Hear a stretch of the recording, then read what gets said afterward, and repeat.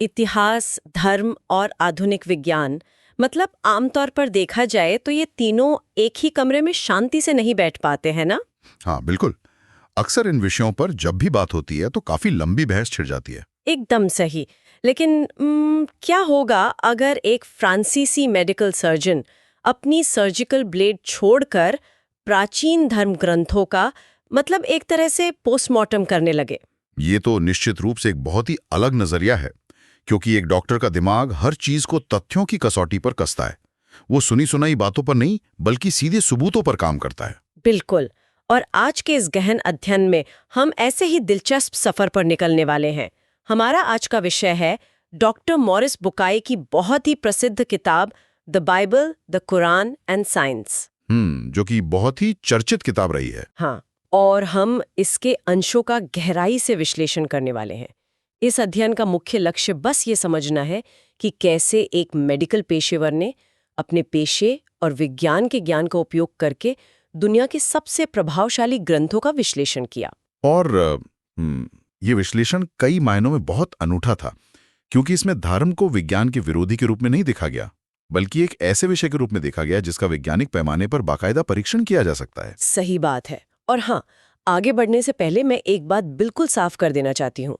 हम यहाँ किसी धर्म, विचारधारा या राजनीतिक पक्ष की कोई वकालत नहीं कर रहे हैं। बिल्कुल, ये स्पष्टता बहुत जरूरी है। हाँ, हम सिर्फ एक सर्जन की रिसर्च, उनके डेटा और स्रोत सामग्री में दिए गए उनके नजरिए को समझने की कोशिश कर रहे हैं।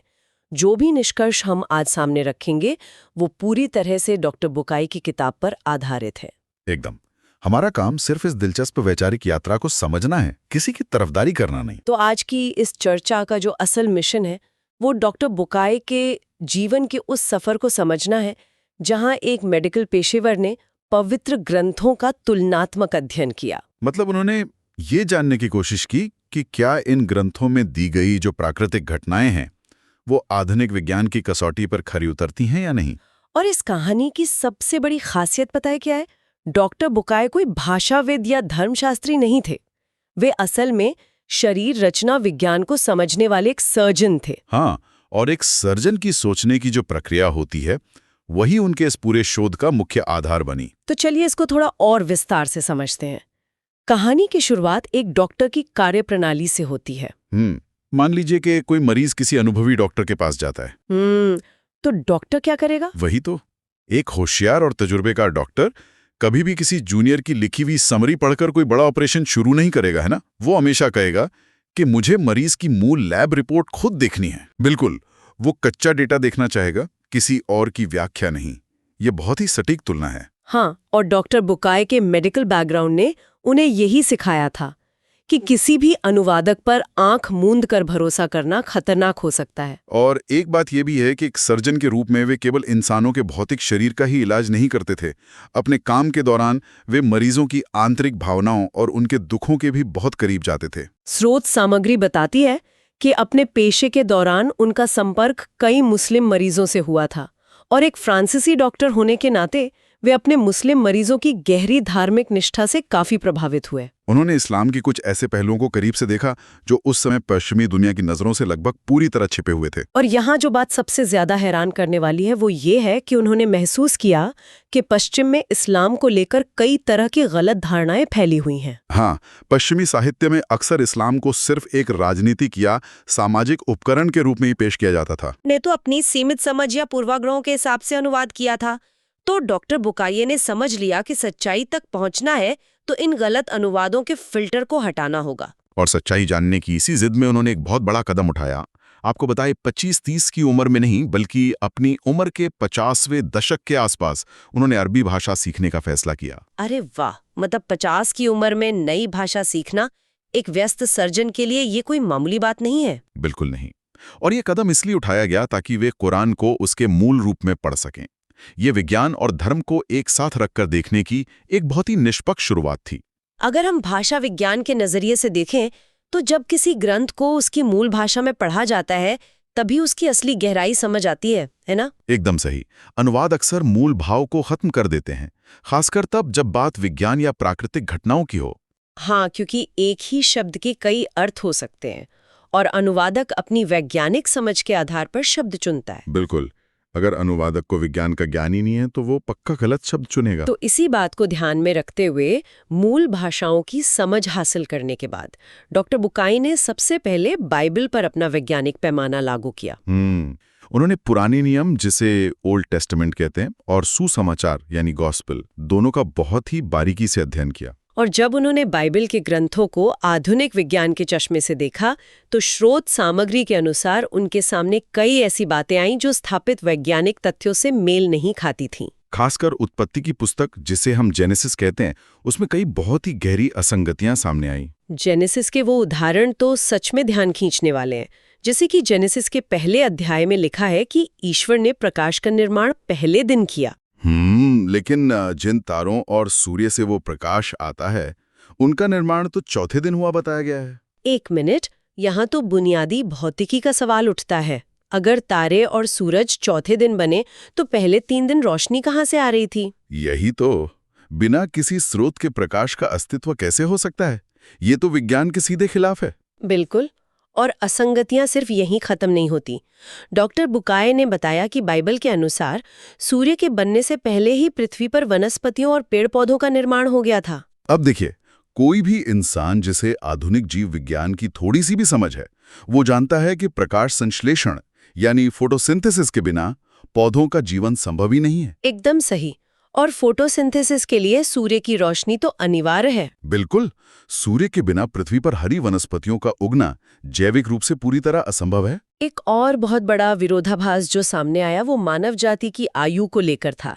बाइबल में दी गई वंशावली के अनुसार इंसान का पृथ्वी पर आगमन लगभग 37 शताब्दी ईसा पूर्व हुआ था। मतलब आज से लगभग 5700 साल पहले। हाँ, जबकि अगर हम आधुनिक विज्ञान, पुरातत्व विज्ञान और जीवाश्म विज्ञान के आंकड़ों को देखें तो हमारे पास पक्के सबूत हैं कि इंसान 10,000 ईसा पूर्व से भी बहुत पहले से मौजूद है। बिल्कुल, मानव खोपड़ियों की कार्बन डेटिंग से साफ हो जाता है कि हमारा इतिहास 5700 साल से कहीं ज्यादा पुराना है। तो यहाँ ऐतिहासिक डेटा विज्ञान से टकराता है। और ये समस्या सिर्फ ओल्ड टेस्टामेंट तक ही सीमित नहीं है। न्यू टेस्टामेंट में भी इसी तरह की विसंगतियां हैं। हाँ, स्रोत में बताया गया है कि ईसा मसीह की वंशावली को लेकर मैथ्यू और ल्यूक के वर्णनों में साफ विरोधाभास है। दोनों सूचियां एक दूसरे से मेल ही नहीं खाती। अब यहाँ एक बहुत ही तार्किक सवाल खड़ा होता है। बिल्कुल, मैं भी यही सोच रही थी कि अगर ये ईश्वरीय ग्रंथ है तो इनमें इतनी स्पष्ट वैज्ञानिक और ऐतिहासिक गलतियां कैसे आ गईं? क्या रचयिता को विज्ञान का ज्ञान नहीं था? अगर हम इसको बड़े संदर्भ में देखें तो स्रोत सामग्री इसका बहुत ही सटीक जवाब देती है। जवाब यह है कि ये गलतियां रचयिता की नहीं हैं। तो फिर किसकी हैं? ये उन इंसानों की गलतियां हैं जिन्होंने इन ग्रंथों को संकलित किया। ये ग्रंथ किसी एक दिन में नहीं लिखे गए थे।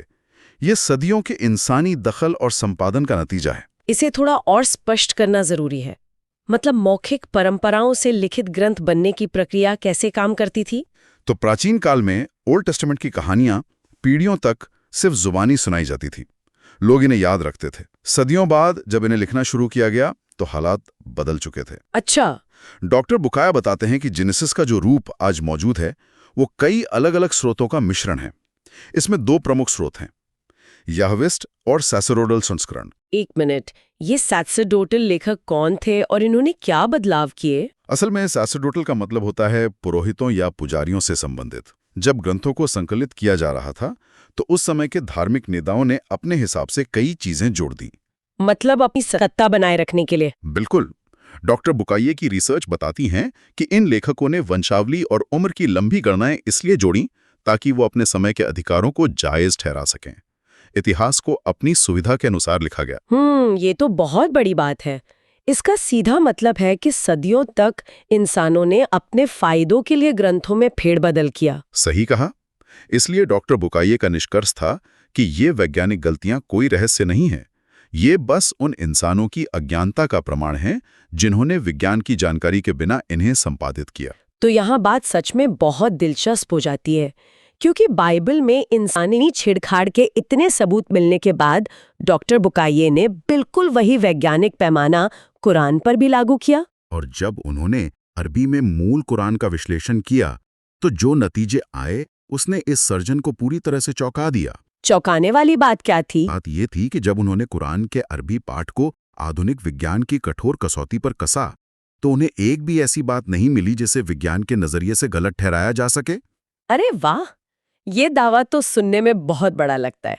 ऐसा लगता है जैसे 7वीं शताब्दी के किसी प्राचीन ग्रंथ में अचानक 20वीं सदी की लैब रिपोर्ट मिल जाए। डॉक्टर बुकाय भी शुरुआत में ऐसे ही अचरज में थे। उन्होंने कुरान की उन सभी आयतों को खोजना शुरू किया जो ब्रह्मांड और जीवन से संबंधित थी। और फिर उन्होंने एक लंबी सूची बनाई और विस्तृत अध्ययन के बाद पाया कि कुरान के बयान आधुनिक विज्ञान के साथ पूरी तरह तालमेल में हैं। चलिए स्रोत में दिए गए कुछ ठोस उदाहरणों पर बात करते हैं, जैसे जीवन की उत्पत्ति के बारे में। सूरा 21 की एक आयत में लिखा है कि हर जीवित चीज पानी से बनी है। बिल्कुल। अब यहाँ किसी को शंका हो सकती है कि 7वीं शताब्दी में रेगिस्तान में रहने वाले किसी भी इंसान को ये तो पता ही होगा कि पानी जरूरी है। इसमें इतना वैज्ञानिक क्या है? ये शंका बहुत वाजिब है, लेकिन डॉक्टर बुकाये इसे एक सामान्य अवलोकन से आगे ले जाते हैं। वे इसे आधुनिक जीव विज्ञान के संदर्भ में देखते हैं। वो कैसे? आज विज्ञान हमें बताता है कि एक कोशिका यानी सेल जीवन की सबसे छोटी इकाई है और हर कोशिका का सबसे बड़ा हिस्सा, जिसे साइटोप्लाज्म कहते हैं, लगभग 80% पानी से बना होता है।